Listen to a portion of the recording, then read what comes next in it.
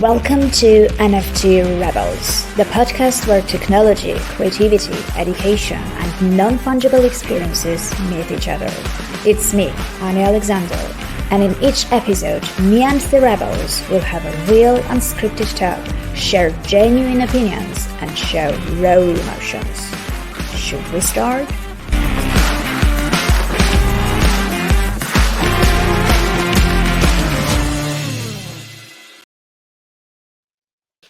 Hello, everyone, and welcome to the NFT Rebels podcast. Today, I have a very special guest. I'm going to talk to Marcus Bläsche.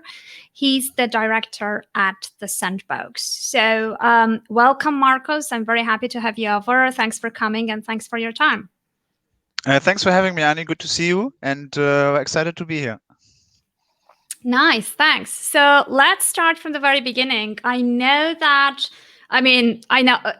for every guest, because the NFT space is so early that, all of us have been doing different other things in different other spheres before we got into this space. So I guess everyone has his own story of, how we ended up in the space and what actually attracted us there. So maybe we can start from there. Yeah, with my pleasure. So my background is almost exclusively gaming. I joined the gaming industry in 2008 when I started working at Activision Blizzard in Ireland in the European publishing office. And since then, I've been in and around in the gaming industry. Like I stayed at Blizzard for 4 years before I moved to Paris to work for a Belarusian free-to-play company called Wargaming. And it was a little bit the time when like free-to-play became more known in mass market, and it was like it was less this grindy type of game, but there was a proper business model behind, and was and you had like quality games as you see now. Like if you look now, there's a lot of games that come out that using this free-to-play model. And I stayed there for 6-7 years, was in charge of the publishing unit, and then I joined a French startup called Shadow. They were doing cloud gaming, and I had this little bit. I wanted to get out of this big corporate world and getting a bit of the startup vibe, and joined this French startup. However, I missed the direct gaming component that was that I had all my years before. And around the same time, I heard about like crypto. It was like in 2019, 2020. Heard about crypto. I learned like what's going on there. I dabbled a little bit in the space, and then mid last year, roughly, yeah, I heard about a thing called NFT. So rather late compared to some of your guests that you had in the past, but still, I think ahead of the curve that came earlier in this year. Absolutely, And yeah. yeah, and looking at it from this gaming background and knowing like gaming opportunities, for me NFTs really, I had this how you say, this penny drop moment where you were like, hey, actually this is something that is really cool. And we're like, back in the day, I used to play World of Warcraft, like I think everyone that joined Blizzard at some point. And I was like, I had to think back of this, and it's like, hey, what if the items that you grind for, that you get for, that you do, like that you spend hours on getting, they're actually yours, and you can decide what you do with them next, and you can, like, there's a true ownership behind. And my mind went crazy, and I told myself I have to get into this space. I want to do something in this space. And I found out about the Sandbox, and I got in touch with the co-founders of the Sandbox, Arthur and Sebastian. And one thing led to another. I joined early this year as their marketing director, and now I'm breathing NFTs. And what I love is really this. Right now we're in this, as you said earlier, like we are early, and it's really this like there's a lot of different melting pots that are coming together and that are really exploring the space together, and you see like it's moving very, very fast. And it's like I really love this space right now. It's alive, like people are like supportive. It's a great time to be in NFTs right now. It is, yeah. I mean, I keep saying it's very positive, it's very vibrant, it's very fast paced, it's exciting, it's unpredictable. So, all these elements kind of, probably it's not very suitable for some people who are not very comfortable with changes, with kind of, being flexible, adaptive, with, not having a certainty and a certain rules to play with, and kind of, it's probably not for everyone, but I think it's very exciting space to be. And, you mentioned that you got in touch with Sandbox because you wanted to get into the space. Many people are asking me, like, how to get into the space, how to start working in a space. I guess that's a very good example. Just, exploring the space, looking at the projects that you really like, and just being proactive and maybe reaching out. I don't know, but that's one of the examples that you're showing, that, people can not just sit and wait until an opportunity comes, but just, reach out. Yeah, and the entry barrier still is rather high, I have to say, when it comes to understanding the technical side of everything involved. So how I approached it is I wanted to learn more about it. So I was looking for use cases that were in an area or in an industry that I was familiar, or that I consider myself being familiar with, and that was gaming. So it was easier to grasp the concept of what is an NFT, what is the digital ownership, why does scarcity matter, and it really quickly actually came to me that what it could entail and what the opportunities would be from a creator standpoint, from a player standpoint, and from I think the hardest challenge for a lot of people is to one evening just sit down and read and watch YouTube videos and getting a step by step, what is an NFT, what is the blockchain, what is a token, what is a coin, and then jumping down this rabbit hole that will happen automatically, because you go on Twitter, you go on Discord, you find communities. And as you know yourself best, especially I think the art community in the NFT space is something, the creator economy as a whole, it's something that is really active, and there's a lot of very vocal and active people in this space, which is really great to see. Oh yeah, absolutely. I think it's two elements to this. Obviously trying to educate yourself and trying to understand the concepts behind it, because I do believe that it's very hard to grasp the whole kind of idea behind it without actually getting into understanding the technology, understanding the crypto element and aspect of it, and getting a little bit kind of diving into it a little bit to understand the full picture, because that will help sort of grasp the possibilities, right? Because if you know only just one side of things, you may be missing some new creative ideas that you didn't know that could happen because you didn't know how it works, right?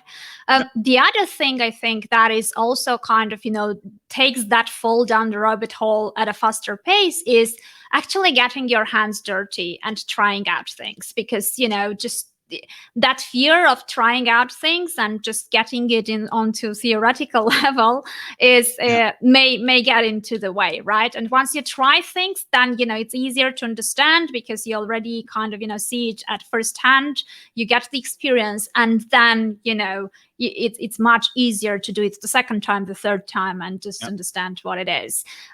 You mentioned gaming. I feel like gamers, for them it's much easier to understand the environment, because it felt like even before this technology, collectibles and digital items have always been part of that culture, right? They sort of felt it's not very, you don't have to explain that element to a gamer, because there's always been those elements, just not on the blockchain, right?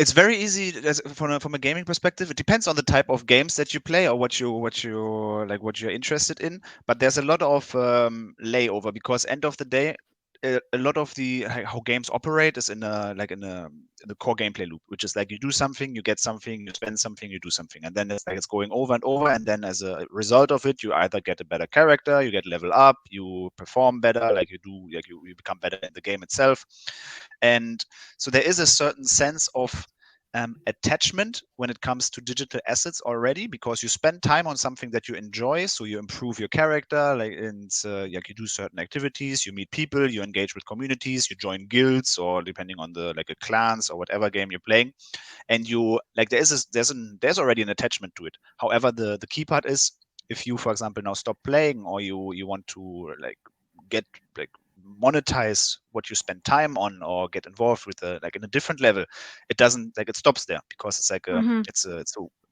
like a lot of cases it's a walled garden, like it's centralized, there's no way out until like you decide to leave and you do something like outside this ecosystem. So I think to get this click moment, that is, hey, actually there is something where you could give utility beyond the game or the ecosystem that you're currently in for any digital assets, is something that is very like, it's not so far fetched, because it's quite straightforward. However, then still, when it comes to like what is minting, what is a wallet, what is OpenSea, what is Rarible, like what are all the, like, what is foundation, like, to get this ecosystem, there is some learning involved, but I think it comes faster to someone that is already in an interactive environment and gets this kind of concept. Yeah. Yeah, I can imagine. And then I think, now this, in between the interaction between the blockchain and NFTs and gaming, you have this big wave of, upcoming kind of, fashionable trend that is play to earn, right? And then you have all these elements which are kind of a new thing that too, apart from creators economy, has, created a separate sort of opportunity to create wealth inside the ecosystem, right, by playing. So can you explain to the viewers and listeners like that trend specifically, and what do you think about it, and how do you think it's going to develop further, because it's just starting, it feels? Yeah, so for me it's definitely starting, and I'm trying to approach it in a way that makes sense for everyone, not only for people that are interested in gaming or in the blockchain or the technical side of things. But imagine there's games out there that you can play for free. The business model is free to play. Like, it means you can download, you can engage with the ecosystem, you can have fun, and you don't have to spend anything. Like, the most known titles are probably like League of Legends, Counter-Strike. I think, I don't know, Minecraft is not free to play, but you get the idea. You can get in, you can engage with the ecosystem, and then it's up to you to decide, like, either I get cosmetics, I get something that improves my experience, all of this. For me, free to play, it's not for me, but free to play evolved quite significantly in the last 10 years, that it became really something that is a triple A business model that publishers and brands are engaging with, and you see games coming out and their business model is free to play, like, it's free to get in. And I see play to earn a little bit as the evolution to free to play, because you can still, in most of the cases, engage with it for free. Like, you can get into the ecosystem for free, but then you have the components. You have every component that is free to play specific, which is like add-ons, like in-app purchases, in-game purchases, anything like this. But then you have the whole token side of things. That means that by spending time, by engaging with the ecosystem, there's a component that makes you earn currency. That could be the native currency of the platform that you're using. For example, in the case of the Sandbox, it's a token called Sand. Then you have Axie Infinity, where you have their native tokens, and there's some other titles as well that are currently exploring the space. And you can earn this, but however, since it's a token and since it's on the blockchain, there is a possibility for you to transfer it into ETH, into like Bitcoin, into like USDC, whatever currency. And that is like, there's a component that you spend time, you engage with the ecosystem, and you can earn real money if you wish so. Or you can keep it in there, you can use it as an investment, you can spend it in the ecosystem. But there is the possibility for you as an individual, like, all of a sudden, to either extend your income or replace your main source of income. Like, if you're familiar with Axie Infinity, it's something that is like going through the roof in Southeast Asia, in Philippines specifically, where you have families engaging with Axie Infinity and earning their living, because all of a sudden you have the opportunity to earn like $200-300 extra, and it's significant it's if you have money. a whole family. Yeah, Exactly. yeah. Like, it's a significant amount of money that is that with the whole family is behind, like all of them are like together.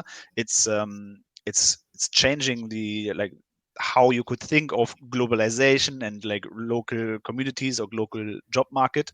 And what we like where I'm employed at Sandbox, we as well, we want to use a play to earn model to give the opportunity to anyone engaging with the ecosystem and earn sand token. But we want to take this a step further, is that we build really this, like as the title is assuming, it's called the Sandbox. So it's, you can get in, but then it's up to you to decide what you want to do. So we want to build a like an inclusive ecosystem that can be for players, for like artists, for musicians, for anyone really, and giving you really just a toolkit to design or discover the own experiences or the adventures that you want to pick in. And for this, I Okay, think interesting. it's Yeah, important to we'll have this. dive into the platform a bit later. But since you mentioned Axie Infinity, I mean, obviously, earning money that way is more fun than the regular 9 to 5 job, I guess. Plus you spend time with the family. That's great. I also heard that there are many entrepreneurs who are actually kind of becoming Axie farmers and recruiting these families in different countries who kind of split profit and play for them. So that's another kind of interesting way of setting up a business, which is like a non-standard way to look at it, right? So that's the interesting aspect to it as well. I mean, you mentioned that the platform is for any type of creators, and I mean, the way I look at it, I mean, would you say that, when you mention an ecosystem, it's like it's a metaverse world in general that is there, right? That's how you would look at it. And then the people come in and they can build there whatever they want, right? It can be like, setting up a certain, I don't know, world on top of the digital land, or get involved by, if you are a designer, you can probably design whatever people are building on top of those lands, or you can design clothes for the avatars of the game that people are developing and everything else, right? So Bored Apes have their headquarters that they are building, right? And many other kind of big brands are involved as well. So it feels like we're going towards starting creating like a parallel universes, right? Parallel kind of spaces where we will be spending time at, as I guess taking some time out of our real life and spending time in these digital places. Many were arguing that this came and kind of boomed a lot because of COVID and because of isolation. What do you think is going to happen once we finally get back to relatively normal pace of life and this thing is gone? Do you think it will sort of diminish, or because everyone was saying social listening, like social live audio will be gone. It's now booming because it's COVID and people are at home. But apparently, like, things are becoming better, but social audio is still around and people are using it more and more. So what about these metaverses and experiences there? I think that the COVID situation did not cause a boom, or like it just accelerated things from my point of view. It's like the best example is working from home, which was something before, depending on the country that you're in and the type of environment that you're working in, was something that might not has been as prominent as it is or it was during like the peak of COVID. And now you see that people, they are like, we're in a situation, at least in France or in Europe, where you have employers saying, hey, actually, so now we can, like, we have restriction, there's like we can open up the offices again, but you feel a certain like resistance of some staff that is saying, hey, actually, but I like to have my own rhythm. I like to not spend 1 hour in the morning commuting and coming back, and then like being like on the road just for 2 or 3 hours just to get from A to B, if I can do the same type of work from home where I was doing it for the last year, or over a year by now. So for me, it's a little bit of an acceleration of a like just digitalization. Of course, this is not it's not like relevant for all of the like the jobs and all the like the possibilities that are there. But in that sense, I see that it accelerated the digitalization and the the getting into a digital space easier. And one part for us, for the Sandbox, is of course there is an entertainment medium attached to it, which is like you want to maybe after work, like you work in a bank, or I don't know where you work, and then you come home and you want to just you want to switch off and play games. But one thing that we're also supporting is actually we want to give like creators, artists, anyone really the opportunity to engage with the ecosystem and earn like money, make it a real job, like turn this into your like full-time, into your 9 to 5 job, giving you the opportunities and the tools to do that. For the Sandbox specifically, is that we have a game maker fund where we support small teams or mid-sized teams that want to develop game experiences. We have a creator fund where we support artists that want to design assets or NFTs that will be used in the Sandbox or have or going to get showcased. And we also have a category that's called Creator for Hire, which is external studios that we refer to by brands that are coming into the Sandbox. And I personally see that that this will become like there's going to be more and more job opportunities in this digital space. It doesn't have to be attached to the metaverse, but Web3 as a whole, because it's opening completely new possibilities, and it's something that is really exciting. So that's really, you have architects, you have like digital marketing agencies that are like specialized on metaverse experiences. You have real estate agents. Actually, we have real estate companies that contact us at the Sandbox because they're interested in digitalizing their like real estate offering to anyone that wants to like explore this space as well. And it's really something that 5 years ago was where you would have thought, like, why is that, like why would someone do that? But now, as the world, you get more and more digital, like people spend more and more time online. It's just the reality of things. So why not combine like a hobby with the opportunity to actually make a living out of it? And that's, end of the day, that's how I ended up in the gaming industry, because I was a teenager, I was playing video games, so I thought myself, like, I might as well try to to make money with it and like join the gaming industry. And now actually we are at this tipping point where we're very close that it is already possible. Like, if you are engaged and if you want to explore the space, like, you can make like you're living in this Web3 world. And I think, as specifically for play to earn, I think the moment where a mass market audience will realize that you can earn real money through playing games, it's just going to go like it's going to go wild, and it's going to like open completely new opportunities, and it's going to go crazy. That's what I am very, very sure. And you see already, like, if you look at the trends for Axie Infinity, who's a first mover in this space, and they're doing a very good job, and like it's a great team and it's a great product. And but you will see that more and more brands will enter the space. Like, there's going to be game studios that are going to go into it. Like, you're going to have AAA experiences. That you have all this. And for me, it's like we are really early. Like, it's a little bit of a like overused phrase as well, on Twitter at least. but It is. but I feel it is the case, and it's really exciting to see this like evolving.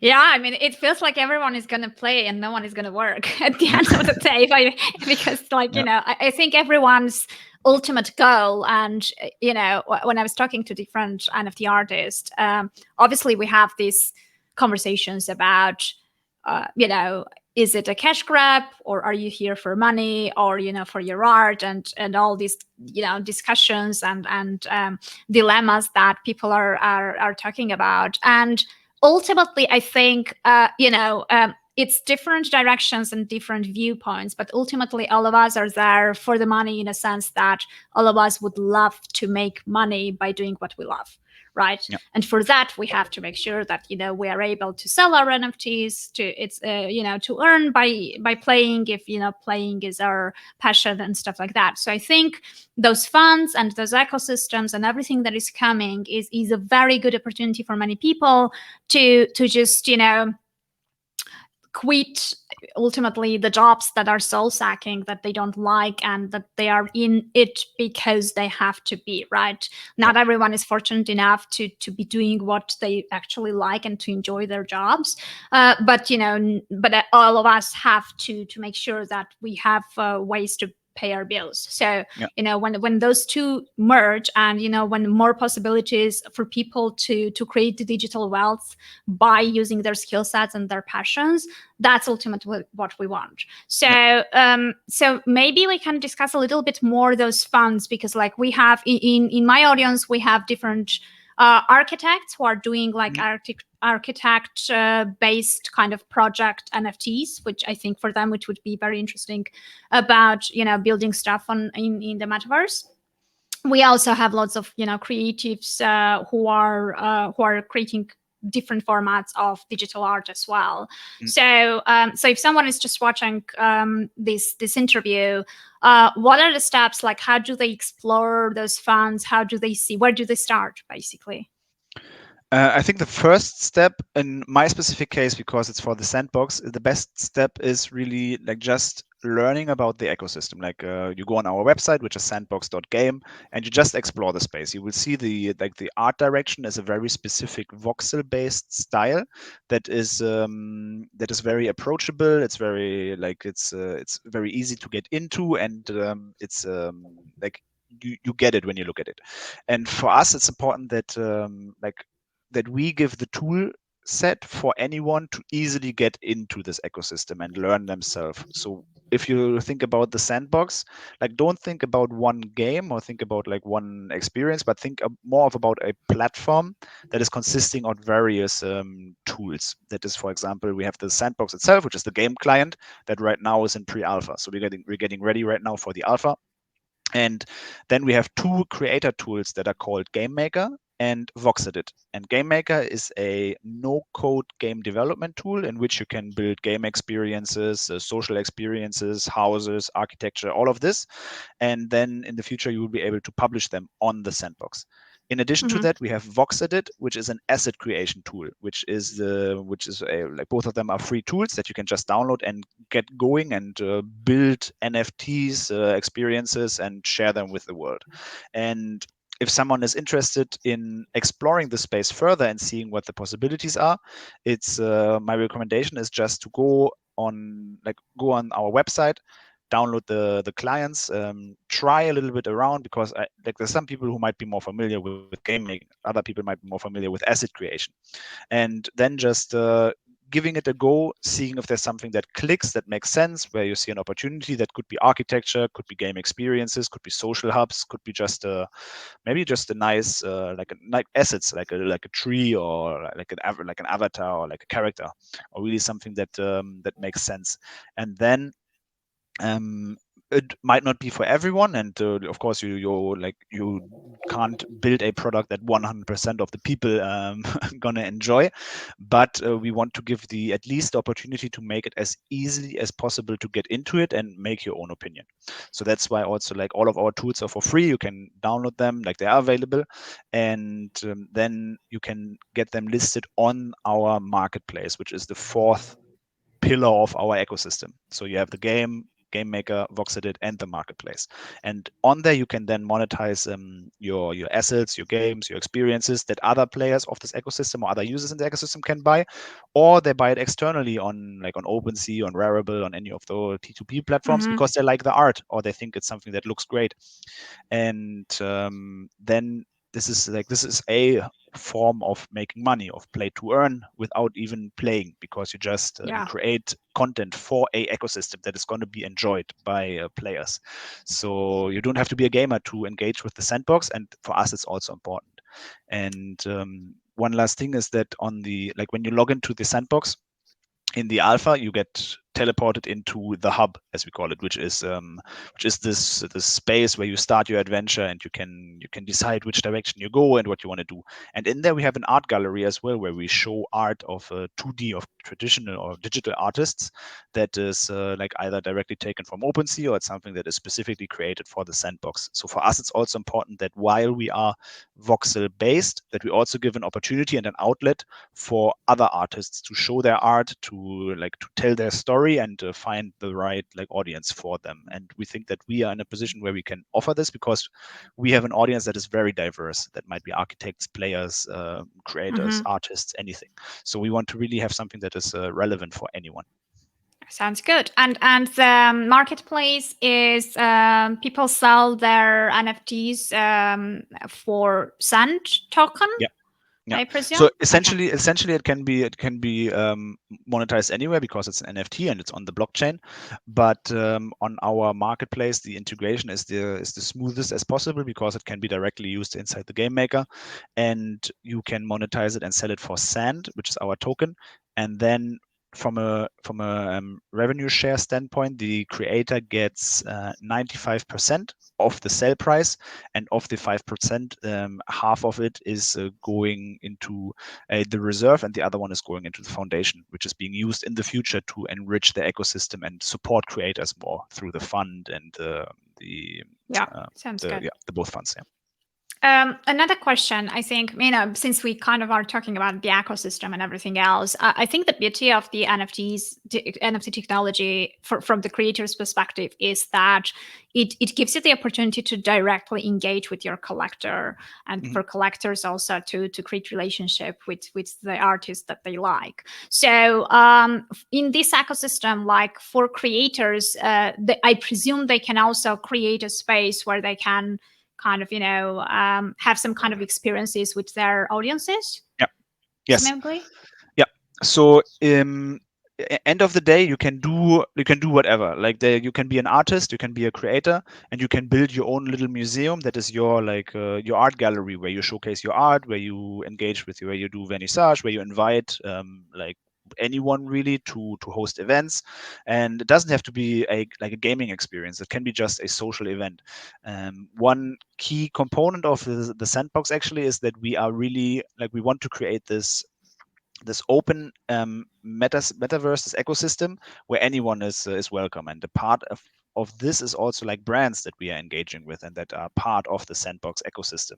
And there we have over 160 IPs or brands that are part of our ecosystem, and they go really from the Smurfs to Care Bears to The Walking Dead to Snoop Dogg to Deadmau5 to Richie Horton, and it's it's this whole spectrum. And then you have Mokta, which is more art centered. You have music features. Then you have the whole NFT collections that are out there, and they are all in this one space that is the Sandbox. So it is, if you've seen Ready Player One, it's really this space where you can walk with your avatar next to a giant, next to a Smurf, next to a Walking Dead walker. And this is the type of environment that we also want to create, where you can express yourself, and it's very open for anyone to come in.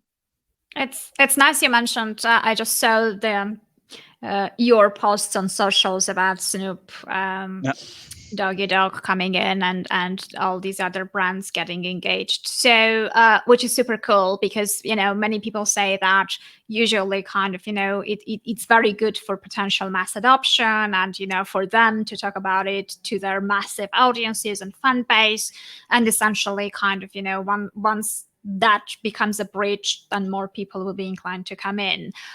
So, I mean, probably, I don't know, probably you because you're involved in these projects, better. How is, from the celebrity perspective, from this big brand's perspective, how do they see the potential of this? Like when they get involved, what's their main motivation for that? It depends on the brand and the or the individual, really, because some of them they are into NFTs and they love the space. And if you follow Snoop on Twitter, you will see that he's really into NFTs and he's really embracing this movement right now, which makes on our side makes the whole conversation much easier, because he gets it, and he's into it, and he has his own he revealed last week that he actually had an alter ego that he developed on this digital space. And so in this case, it's first of all combining something that he's very passionate about, but also giving him an opportunity to from a musical standpoint to reach much more users at the same time. Because if you're a musician and you have of course you can have a YouTube channel, you can have a SoundCloud, you can be on Spotify, all of this. But when it comes to actually interactive experiences, you unless you do you can do a concert, but then doing this digital, it's not the same experience. It's something that is quite difficult to do. So what we also want to, like, where we'd like to get to, is to really add this metaverse as a step in a world tour. For example, you have a world tour of an artist and it says like, hey, I'm in London, then I'm in Paris, then I'm in Berlin, then I'm in the metaverse, then I'm in Prague, wherever. And that even if you're not locally or you can't attend like this tour, we want to give artists and fans the opportunity to still experience it and give them a way to experience any type of concert, any event, really in a digital space. And for musicians, it's quite straightforward because you have it's music. You have an experience behind it, something that can be replicated and can be very unique. But then also there's the opportunity for anything really to get to a global audience without having to move like a whole team around or getting really out there. Yeah, I mean, I think it's beautiful because, like, there are many countries who are not very popular countries for tours, right? Or, for even sports events. I think sport and music are the two kind of, places where this whole technology and the metaverse and everything that is being developed at the moment is going to bring them a massive advantage to directly engage with their fan base, which is global, right? But, it's the fan base is global, but they are not in terms of physically going and playing the matches in these cities or playing the concerts in those cities. So I think that's beautiful. And I also think that, I don't know, I mean, correct me if I'm wrong, but I feel like, these opportunities will also bring new creative ways of engagement that didn't exist before. So, it's one thing to be able to bring what they've done before into this digital space, which can be relatively straightforward. But I feel like, they will go a step behind and there will be like new types of experiences that we never had before, which is because now we can do so much more, right? Yes, definitely. And I think this is an area where on our side, like the Sandbox, of course, it's initially it's going to be a PC-based game, but we also we want to have a mobile experience. Like we want to give opportunities for AR applications, because, for example, any voxel creation right now, you could, if you are technically knowledgeable, you can put it into an AR experience. And for example, we together with Snoop, we released the Snoop private party pass, which is going to give access to his land, to concerts, to some other NFT features like avatars and the likes. But also like some people in the community, they put it into an AR experience, and this is just the first step. And then in the future, there's so much that is being unraveled right now, and you said earlier, it's a very fast moving space, that I think it's also important to not get comfortable with the ways that you're doing when it comes to let's not just do the digital concert the way we're doing it physically, but let's push it, push the boundary and tell also the story, because also from an artist, from a creative standpoint, all of the way, he's in most of the cases, the music is expressing a feeling or a memory or an experience. Yeah. And all of a sudden you have a completely new way of showcasing this and telling the story that you want to tell right now, only in a musical way, but also in an interactive way, or maybe in a gameplay experience or social experience. So I completely agree with what you said. It's gonna open up completely new experiences. It's gonna do much, the blend of physical to digital will become much more difficult to distinguish in the future. But I think it's also it's a great thing, because it gives you a completely new way of expressing yourself in beyond only to an audience that is in front of you. Yeah, it absolutely makes sense, and I think it's beautiful because it's yeah, I mean, possibilities are a lot, and I think the choices are a lot, which kind of makes some people who are getting into the space very overwhelmed, right? Because platforms like yours, there are several options for, even if it's a small element, okay, where do I put my gallery into, right? There are different platforms that I could do that in. Play to earn experiences are different platforms, etc. And it's very hard to sort of be everywhere.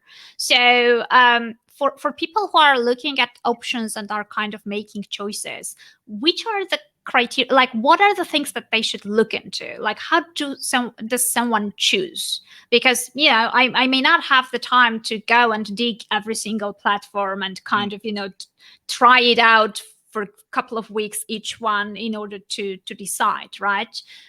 What's the best way? Where do we start in that sense? I think it depends on each individual person. It goes a little bit back to what we talked about initially. It's that how I, for example, in my case, how I discovered NFTs, and because I looked for something that is close into my, like in my network and in my area of experience or expertise. And I think this is the good way to approach it if you want to enter the space organically and for like for the long run. Because of course, if you're mainly interested into quick cash grabs or anything like this, then they are Yeah. like it's not Create an it's animal yeah, avatar in that case and go exactly collectible.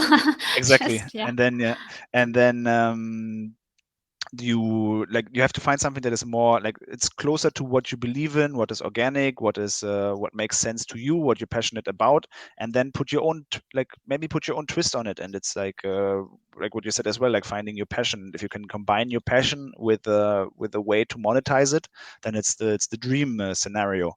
And even when it comes to to this avatar hype that is going on, and that is over the first, like in the last 6 months, I think it really is exploded. Like, yes, there are a lot of quick cash grabs out there, but there's also projects out there which are Which combining, are gonna stay. Yeah. which is going to stay. Like, they're building brands, they're bringing utility. There's going to be video games behind it. Like, it's going to open up a completely new way that actually is a perfect example of how fast this space is moving, and that people need to adapt and move with it, because of all those, like, every day there's 5 to 10 projects launching. And I think, like, it's going to be interesting to see of those which ones are going to still be there in 5 years or even 2 years. And because of Yeah. the teams behind, the community behind, the use case. And then it goes really from a product market fit perspective, and finding, like, it's going to mature, and it's going to be very interesting to follow. Yeah, you mentioned a very important keyword, which is communities. I'm a huge fan of communities, and I truly believe how important they are. So from your perspective, how important is the role of the communities in this space? It's one of the biggest components at all, because if you talk about like any project out there, like, it is around the community. It's around engaging the community, involving them, and the whole movement that you see around guilds and DAOs and all of this is really, like, built on the foundation of empowering communities and giving them new ways of like engaging with something that they are passionate about, and the brands that they believe in. And it's also important like, it always has been important for brands to understand what their community, what their consumer are, like, interested about, what they don't like, and just having this dialogue and the conversation with all of them, and then bringing this to the next level. But now we're in a situation where, like, Discord, Twitter, like LinkedIn, all of those platforms, like, they're more and more, like, they're easily accessible, and you want to have a direct contact to your user base, to your community. So for me, it's one key part. And especially Discord and Twitter in the NFT space are the outlets. I think from Yeah. an artist perspective, there's also Instagram, which is getting more and more important when you want to get your art out there, because it remains like the visual platform. But it's like, it depends really on the type of project that you're passionate about, and finding the community that you resonate with, because then it will just click, and you're just going to be like, it's going to feel natural. And it's important that this is clear to anyone getting into this space. Yeah, makes sense. I mean, going back to the very beginning, like, I'm gonna have a very soon a conversation.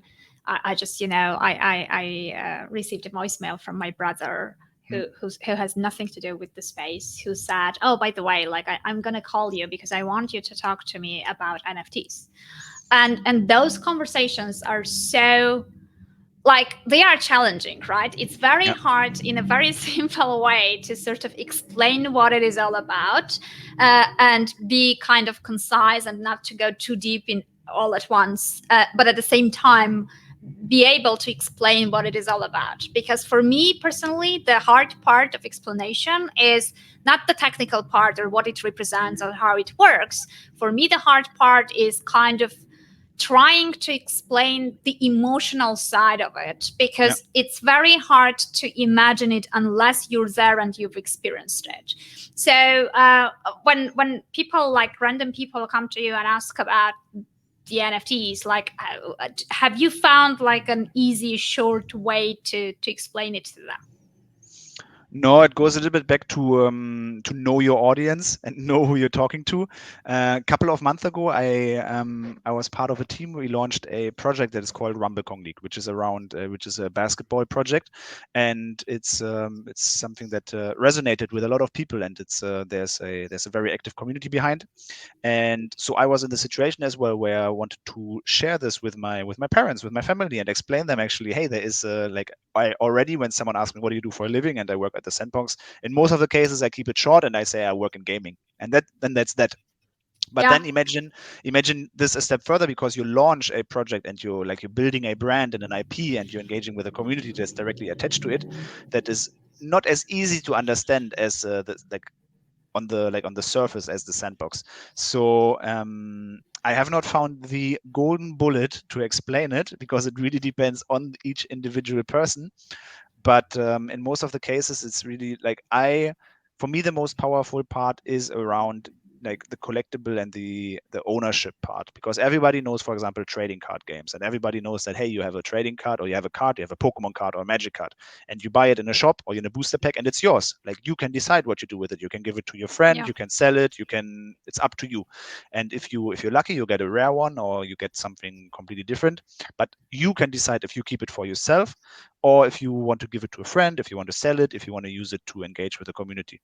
And I think this is for me this foot in the door that makes sense to a lot of people, because they get it, they get the concept of it, and then you branch out in this area that is more relevant maybe, or is easier to understand for whoever you're talking to. So if you're talking to someone in the gaming industry, or as an avid gamer, you do a twist into that direction. If it's something that is that has really zero knowledge, then you might have to go a little bit further back and explain it.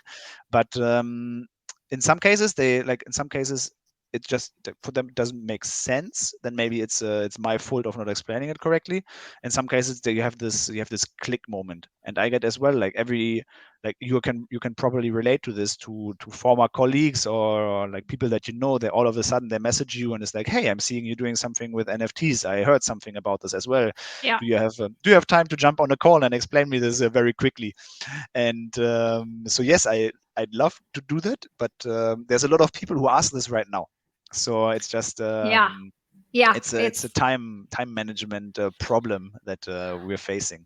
Yeah, and I think that the interesting thing is, many people kind of get it from get these ideas, or kind of hear about NFTs from mass media, and the problem with that is that they're just getting a very small kind of part of the whole picture. And they're getting the big money picture as well. They're getting the big money picture. They're getting somehow, I have a feeling that what you get from mass media, if you're not on Twitter, if you're not among the communities, if you're not really inside the industry, what people see from outside is basically easy money or quick money, and a lot of it, right? So that's kind of the first thing that attracts them, and also if you mix it up with the fact that they also talk about kind of that you don't specifically need to be like Van Gogh to be able to make money in this industry, right? Like, it's not even talking about certain skill set or certain kind of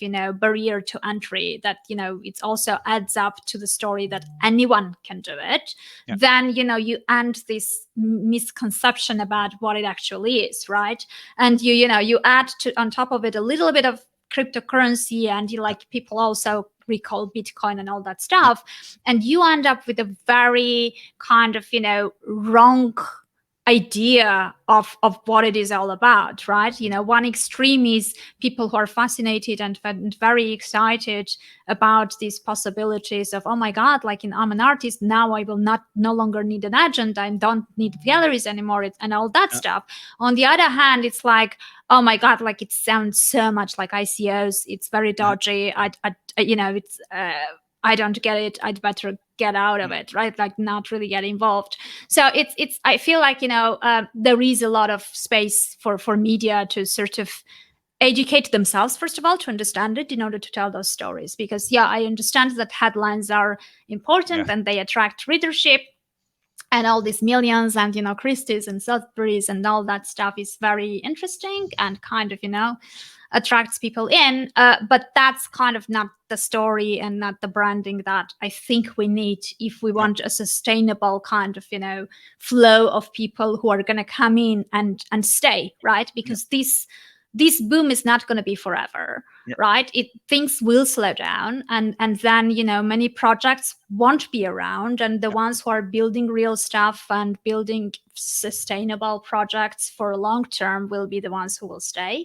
And then if people came for that thing, it will not be around anymore, so they will just leave. So I feel like we need to. That is why, like, speaking about stuff that is being built, that is not just about the money, that is not just about the hype or any kind of animal collectible avatar project. That's kind of the way to showcase that there are different things, and projects like yours also show that there is so much more to NFT space rather than crypto art, because also many people think that crypto art equals NFTs and it's the same thing and it's the only thing. But apparently it's not. So there is a lot to do there in terms of explaining, and it's challenging. So I guess just sound bites and small portions of spoon feeding. No, step by step. It's going to take a little bit, and like the mass media, of course, helps to get like this foot into the door, and maybe some people, like, there's going to be people that are attracted by like the financial side of things, but there's also people who are going to be attracted by it from the potential and like engaging really. And like I think for you and me, it's a little bit different because we came into the space before, like earlier this year, when it really like all exploded and a lot of people knew actually what an NFT is. But it's just like keeping a cool head and learning and engaging with those topics that you are familiar with or you're passionate about, and then you will find your space, and you will find like there's so many use cases for NFTs out there that it's I can assure you, whatever you do, there's going to be something that is that can be applicable to NFTs. Oh, definitely. And they were around even before we called them NFTs, right? Like I minted my first novel 3 years ago, and back then no one used the term NFTs, so I didn't even know like that was I didn't, back then when I was doing it, I didn't know that I was actually minting an NFT, right? I was publishing on a blockchain. That was kind of the version of it, right? And no one really thought of it that way. So when I came to the space, I had completely forgotten about it. So I kept telling everyone like, no, I haven't minted anything yet. And then I realized, oh no, but actually, wait a minute. So I did the research. I went back to those times. I looked at the wallets, and I got in touch with the platform that I used. And then I got the record, and I'm like, oh my God, that was 3 years ago. Back then, no one was actually talking about NFTs. So things develop, like, just because we're talking about them now, it doesn't mean that, it's a new, like, we're still very early. But even 3 years ago, like, we had the punks, we had the kitties, we had like, this publishing on the blockchain platforms or some other smaller projects that kind of never actually grew so fast. But, they're still around. So there are different applications. So I can't wait to see how the Sandbox is going to develop. And I mean, I should probably just try to explore some of the events and just get those Metaverse experiences. You should.